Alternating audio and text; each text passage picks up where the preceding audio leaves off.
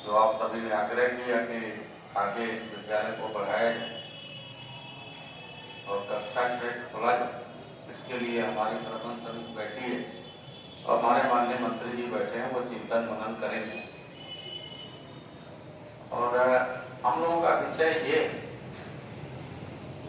अभी तक तो कक्षा 5 तक ही विद्यालय चल रहा है, आगे के लिए कक्षा 6 माधेपुर में है, विकल्प आपके सामने है। और एक जीरा बस्ती में भी अपना विद्यालय है, वो भी 6 से 12 तक चलता है। और तीसरा विद्यालय बहनों के लिए इंटर कॉलेज रामपुर दरबान में, विकल्प आपके सामने विद्यालय है, अपना ही विद्यालय। ये सारी बातें हैं और हम लोग जो आज चिंतन करने के लिए बैठे हैं वो बच्चों के शिक्षण पर। जो कुछ लोगों ने बताया कि ये ऑनलाइन शिक्षा की व्यवस्था, हमने जो सोचा, क्योंकि ऑनलाइन ये लॉकडाउन तो ऐसा था कि ना हम आपसे बात कर सकते थे, ना आप हमसे फोन से ही वार्ता हो सकती थी, प्रत्यक्ष मिलना जुलना तो एक असंभव सा हो गया।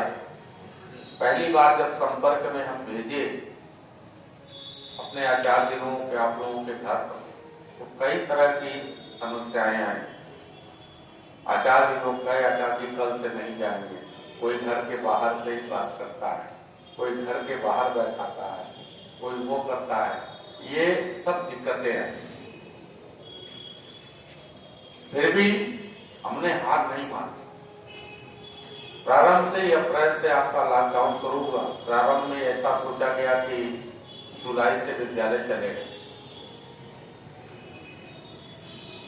जुलाई से विद्यालय चलेगा, तो उन्होंने सोचा कि तब तक साप्ताहिक इनको काम दिया जाए और प्रत्येक एक सप्ताह का काम हम लोग आगे बढ़ाते गए।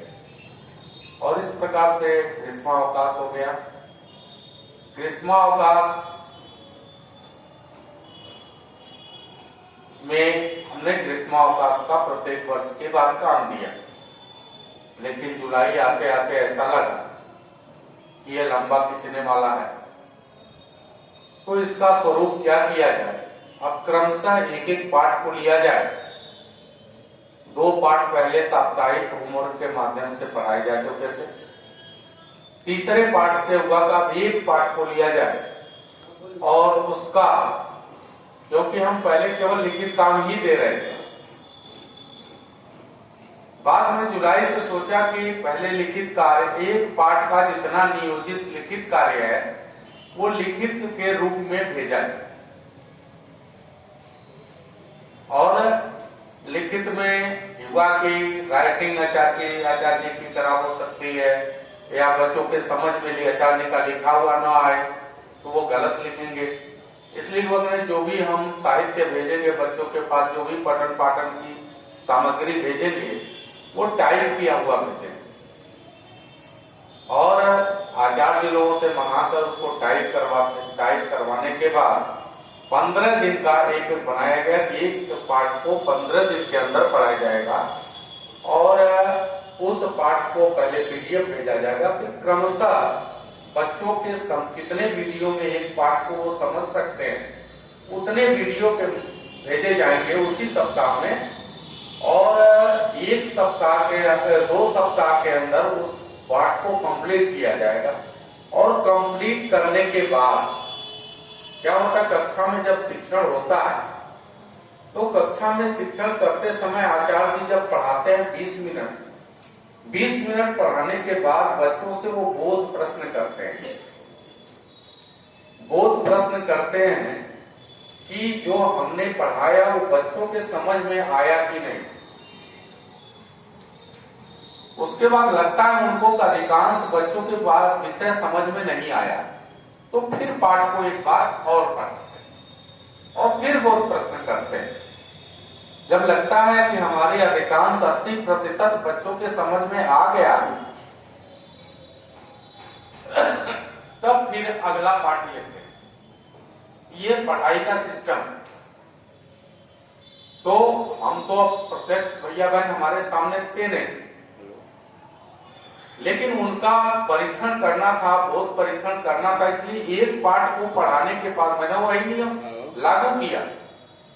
एक पाठ पढ़ाने के बाद अब उसमें कुछ अभिभावक अच्छा हुई, उसका भी रिजल्ट अच्छा आया, और हमने ऐसे बच्चों के लिए भी व्यवस्था बनाई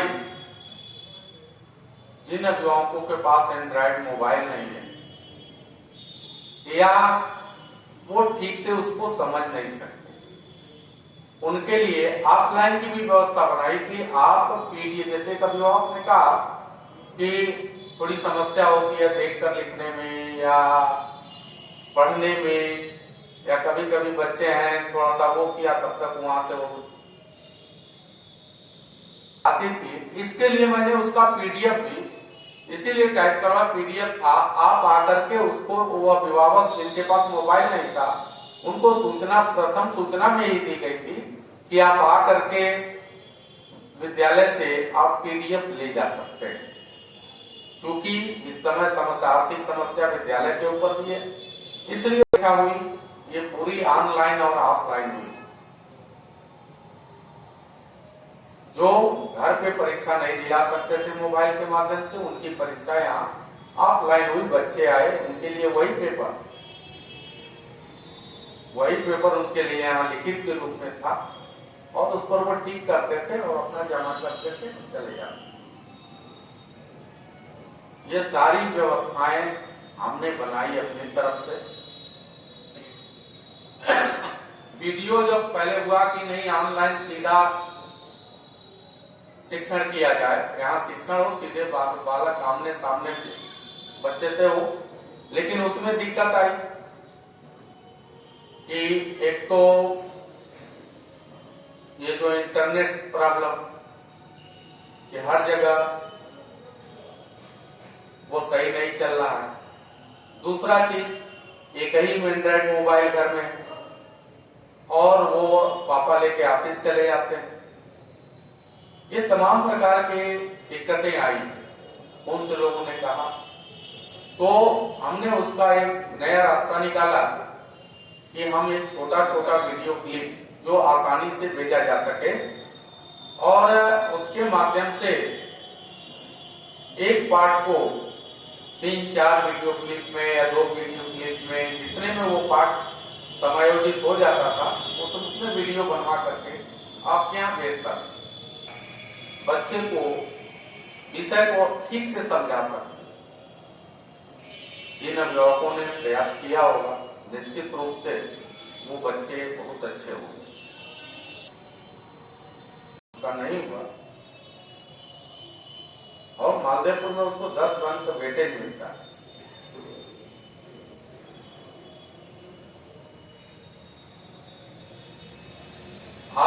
हम उसकी इतनी अच्छी तैयारी की पढ़ाई करते हैं, हमारे आपको जान के ये खुशी होगी कि हमारा विद्यालय, हम लोग के यहाँ जो आपके बच्चे पंचम से इस साल निकलेंगे, आप लोगों को अवसर नहीं मिल पाया इस लॉकडाउन के कारण, इस कोरोना महामारी के कारण, लेकिन अगर आपके छोटे बच्चे हैं, यही पढ़ते हैं, उनको वो अवसर मिलेगा। अच्छा, चतुर्थ पंचम के बच्चे, हमारे यहाँ विद्या भारती में अनेक विकल्प आपके सामने हैं, कोई एक ही विकल्प नहीं। विद्या भारती ने शारीरिक से लेकर, तो कहा जाता है कि अपना लक्ष्य है शारीरिक, प्राणिक, मानसिक, बौद्धिक, आध्यात्मिक दृष्टि से तुम्हारा बालक पूर्ण विकसित हो, उसका संपूर्ण विकास करने का हम प्रयास करते हैं। वह संपूर्ण विकास यहीं से हम वंदना से शुरू करते हैं, उसका विकास। हमारी जो वंदना आपने देखी, वहां से उस बच्चे का आध्यात्मिक, नैतिक एवं आध्यात्मिक विकास होता है। आज आप लोगों के सामने नहीं एक प्रेरक कहानी सुनाई जाती है उनको, जिससे उसका नैतिक विकास हो। प्रारंभ गेट से हम करते हैं।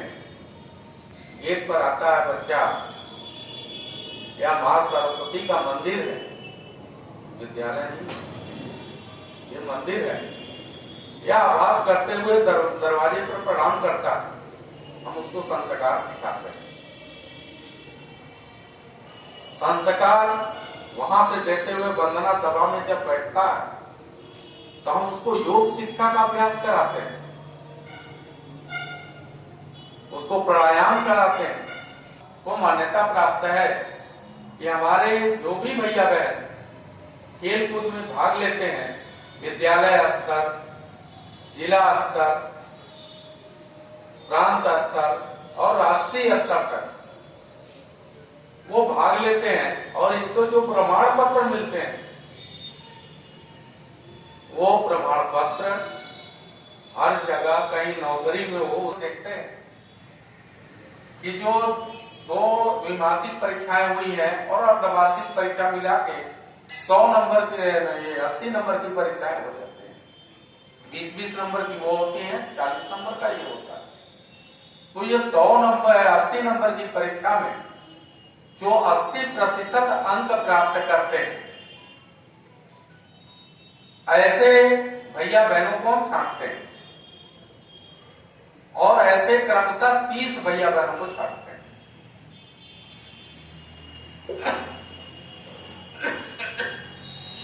के बाद उन 30 भैया बहनों की हम अलग से तैयारी कराते हैं, जो कराएंगे, भले कोरोना है लेकिन 30 भैया बहनों को बुलाएंगे और उस क्षेत्र में भी इस विद्यालय की इतनी बड़ी प्रतिष्ठा है कि उसका भी कोई वो नहीं।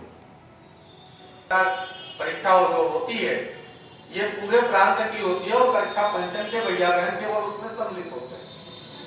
हमारे विद्यालय से प्रत्येक वर्ष 15 भैया बहन सम्मिलित होते हैं और ये रिकॉर्ड है कि कोई भी उसमें अनुत्तीर्ण नहीं होता। दूसरा चीज, उसमें स्थान दिया जाता है और जो प्रथम द्वितीय तृतीय स्थान प्राप्त करते हैं उनको क्षेत्र द्वारा उनको छात्रवृत्ति प्राप्त होती है। छात्रवृत्ति बहुत ज्यादा नहीं है, लेकिन जो एक बच्चे का मनोबल करता है ये बहुत बड़ा, उसको कभी पीछे नहीं जाने देते, ये महत्व। तो उस परीक्षा में उसका भी एक रिकॉर्ड है कि हमारे विद्यालय के बच्चों ने पहला, दूसरा, तीसरा, चौथा, 5वां स्थान अब हमारे बच्चों ने प्राप्त किया और प्रत्येक वर्ष पहला, दूसरा, तीसरा इसमें मेरे बच्चे रहते हैं और कोई बच्चा अनुत्तीर्ण नहीं रहता। सभी बच्चे हमारे मेधावी घोषित होते हैं। ये हमारे विद्यालय का है, हम तैयारी करा, इसलिए कहीं डरने की जरूरत नहीं है कि हमारे बच्चे का एडमिशन नहीं होगा। लेकिन आप लोगों की इच्छा है कि हमारा ये विद्यालय आगे बढ़े, तो आपने अपना विषय उचित स्थान पर रख दिया और निश्चित ही हमारे अधिकारी हैं, जरूर चिंतन मंथन करें और आपके बच्चे की पूरी गारंटी, चाहे वो बहन हो चाहे भैया, 100% गारंटी है, उसको हम आगे की कक्षा में उचित स्थान, उचित विद्यालय देंगे, इसमें कहीं कोई दो राय नहीं। लेकिन ये ध्यान रखिए कि अगर ये जो अभी आपने दोनों बताया, जो देश को आगे ले जाएगा, परम वैभव पर ले जाएगा और फिर से इस सोने की चिड़िया बनाएगा इस देश को, यह अपेक्षा लेकर के हमने विद्या भारती खोले हुए।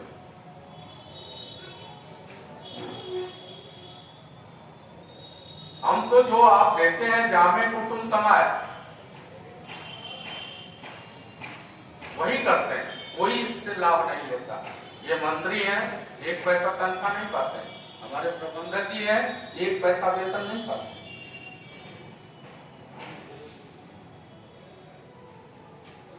ये केवल इस राष्ट्र का निर्माण हो और राष्ट्र का निर्माण इन बच्चों से ही होगा।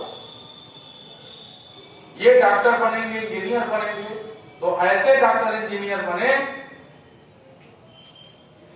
कि अगर इंजीनियर बनता है तो उसकी बनाई हुई सड़क चले बरसों तक। तो लगता है कि विद्यालय हमारे बच्चे के लिए कुछ कर रही है, समस्या जा रही है, तो यहाँ से आपको हर प्रकार के साहित्य भेजे जा रहे हैं। अगर आवश्यकता पड़ेगी तो हम आपके बच्चों को बुलाएंगे वहाँ और उनकी तैयारी कराएंगे। नहीं से होगी, लेकिन